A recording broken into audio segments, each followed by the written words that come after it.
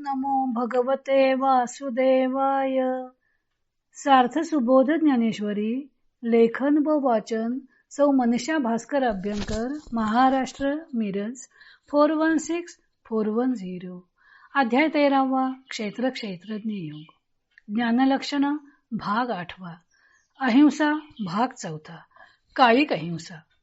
ओव्या आहेत 245 ते 259.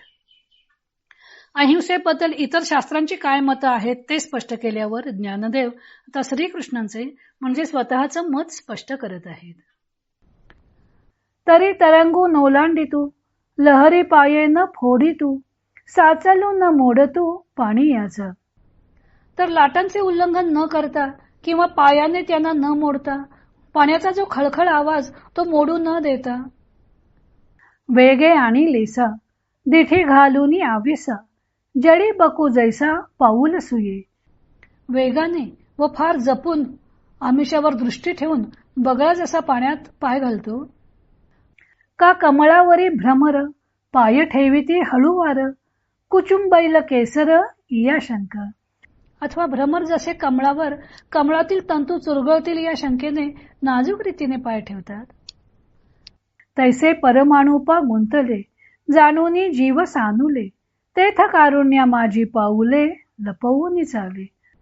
त्याप्रमाणे परमाणूंमध्ये लहान जीव आहेत असे जाणून दयेमध्ये आपली पाऊले लपवून चालतो.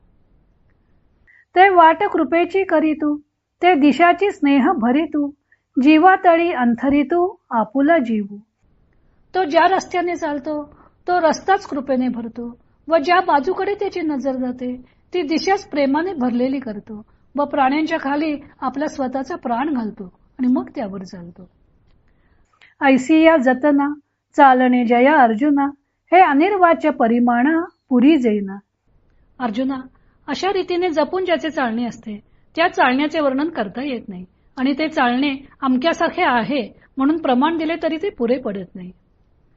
पै मोहाते सांगडे लासी पिली धरी तोंडे, तेथ दातांचे आगरडे लागती जैसे. जेव्हा मांजरी मोहाच्या योगाने आपले पिल्लू आपल्या तोंडात धरते त्यावेळी त्या पिल्लाला जशी तिच्या दाताची टोके लागतात, म्हणजे मांजरीने दाताने पिल्लू जरी बळकट धरलेले असते त्यावेळी त्या पिल्लास जशी तिच्या दाताची टोके लागत नाही, का स्नेहाळू माये तान्हयाची वासप आहे, तिये दिठी आहे हळूवारजे. अथवा प्रेमळ आई जशी आपल्या तान्ह्या मुलाची वाट पाहते त्या दृष्टीमध्ये जो नाजूकपणा असतो, नाना कमल दळे डोलविजती ढाळे, तो जेणे पाडे बुबुळे वारा घेपे. अथवा वारा घेण्याकरता कमळाचे फूल हळूहळू हलवले असता त्यापासून निघालेला वारा तो ज्याप्रमाणे डोळ्यांच्या बुबुळास मोठा सुखकर वाटतो, म्हणजेच बुबुळाला खुपत नाही, तैसेनी मार्दवे पाय भूमीवरी न्यसतू जाय, लागती तेथ होय जीवा सुख. तितक्या मऊपणाने भूमीवर पाय ठेवीत तो जातो. ते पाय जेथे लागतील तेथे लोकांना सुख होते.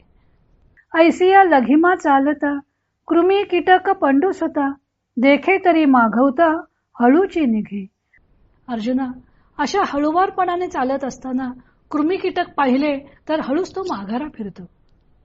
म्हणे पावो धडपडील तरी स्वामीची निद्रा मोडेल, रचलेपणा पडेल ज्योती हन. तो म्हणतो पाय जोराने पडल्यामुळे आवाज निघाला तर सर्वच भूतांना व्यापून असलेल्या प्रभूची झोप मोडेल व असलेल्या सुखरूपतेस विक्षेप येईल. इया काकुळती वाहणी घे माघवती, कोणेही व्यक्ती न वचे वरी. या करुणेने मागे परततो व कोणत्याही व्यक्तीवर म्हणजेच प्राण्यावर पाय ठेवीत नाही. जीवाचे नावे तृणातेही नोलांडावे, मग न लेखिता जावे एके गोठी. गवताच्या काडी जीव आहे असे समजून ती तो ओलांडीत नाही, म्हणजेच तुडवून जात नाही. मग समोर प्राणी पाहिल्यावर त्याला न जुमानता तो त्याला तुडवीत जाईल ही गोष्टच कुठली. मुंगिये मेरू नोलांडवे, मशका सिंधू न तरवे, तैसे भेटली या न करवे अतिक्रम. मुंगीला ज्याप्रमाणे मेरू पर्वताचे उल्लंघन करता येत नाही, चिलटाला ज्याप्रमाणे समुद्र तरून जाता येत नाही, त्याप्रमाणे कोणताही प्राणी भेटला असता त्याच्याने उल्लंघन करवत नाही. ज्ञानदेवांनी अहिंसेबद्दल पूर्वमीमांसा, आयुर्वेद वगैरेंचं वागणं कसं विपरीत असतं ते स्पष्ट केलं. आता ते खरी अहिंसा कशी असते ते श्रीकृष्ण मुखाने सांगत आहेत. अहिंसा हा शब्द उच्चारला तरी त्याचं खरं रूप स्पष्ट होत नाही, पण जो खरा अहिंसक असतो त्याच्या वागण्या बोलण्यातून, चालण्यातून अहिंसा प्रकट होत असते. ज्ञाना मनाची ये भेटी, सरिसेची अहिंसेचे प्रतिबिंब उठी, असं म्हणून ज्ञानदेव त्या अहिंसकाचं शब्दचित्र रेखाटत आहेत.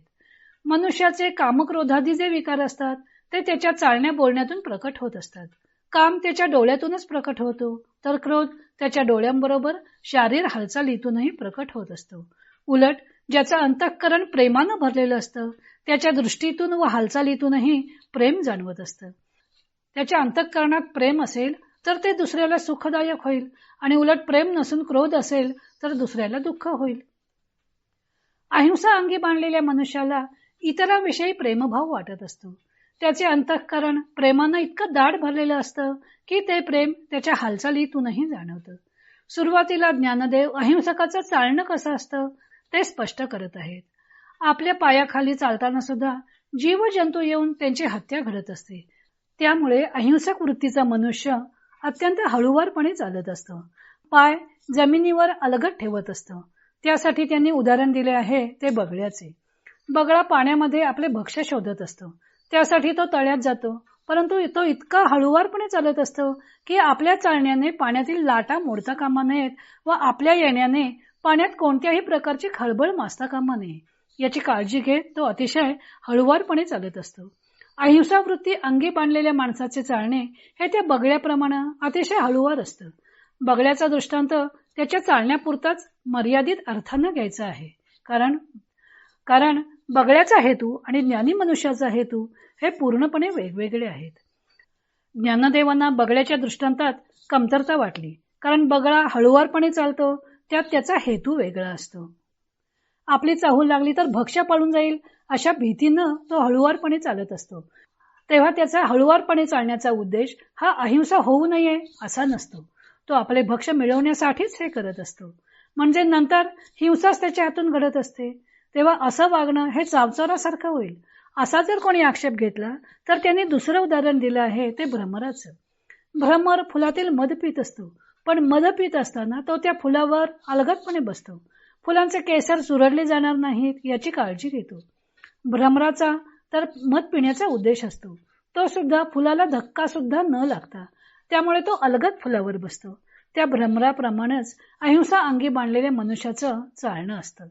सृष्टीमध्ये अत्यंत लहान जीव आहेत की जे आपल्या दृष्टीलाही दिसत नाहीत, तेव्हा त्यांना सुद्धा आपल्या चालण्याने इजा होऊ नये म्हणून तो कारुण्यात पाय लपवून चालतो. म्हणजे जणू करुणेचे पायाला आच्छादन घालतो आणि मग पाय जमिनीवर ठेवतो.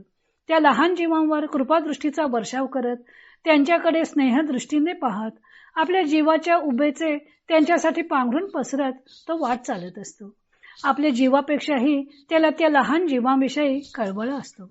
कारुण्यात पाऊल लपवून कसे चालणं असतं त्यासाठी ते मांजर आणि आई यांचा दृष्टांत प्रस्तुत करतात. मांजरी आपल्या पिल्लांना तोंडात धरून इकडून तिकडे नेत असते. पिल्लू तिने दातातच पकडलेले असते, पण त्या दातांची टोके पिल्लाच्या अंगाला रुतत नाहीत. पिल्लांना कोणत्याही प्रकारचा त्रास होऊ नये याची ती काळजी घेत असते. आपल्या पिल्लांविषयी करुणेने तिचं मन भरून आलेलं असतं. त्यांचं रक्षण करण्यासाठी ती सुरक्षित जागा पाहून त्यांना हलवत असते किंवा आईच्या दृष्टीतूनच आपल्या तान्हुल्याविषयी प्रेम पाजरत असतं. त्यामुळे त्याला ती अतिशय हळूवारपणे उचलत असते. तसं प्रेम त्याच्या अंतःकरणात असतं. त्यामुळे त्याच्या हालचालीने सुद्धा दुसऱ्यांना दुःख न होता सुखच होतं.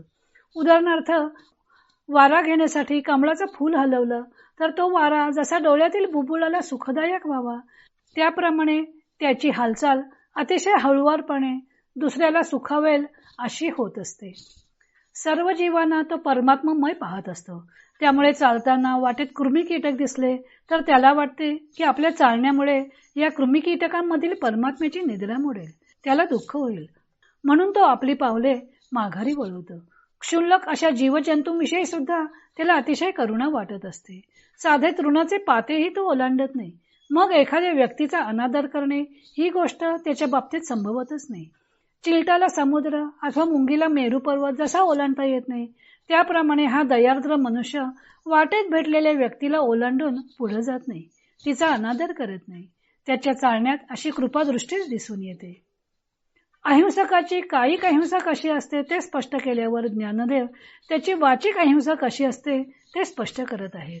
तो भाग आपण उद्या पाहू.